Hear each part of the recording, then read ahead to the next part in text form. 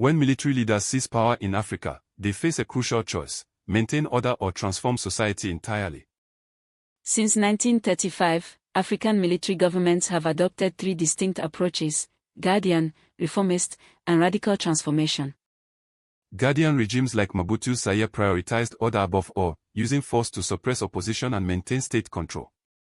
Guardian governments relied on military presence to contain ethnic tensions and suppress subnationalist movements threatening unity. Nigeria's reformist military didn't just maintain order, they restructured the entire country, creating new states to balance ethnic representation.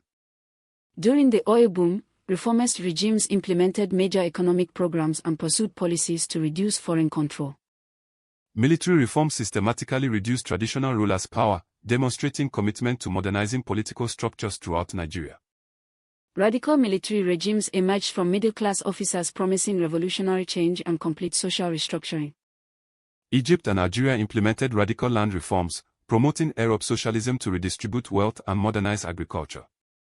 Ethiopia's Zamache program sent students to rural areas, supporting socialist development while overthrowing aristocratic traditions. The complexities of governing often forced radical regimes to abandon revolutionary fervor for more pragmatic approaches. Military governance produced mixed results. Some nations emerged stronger while others struggled with incomplete transformation and persistent tensions. Today's democratic Africa builds on lessons learned from decades of military rule, applying both successes and failures to modern governance.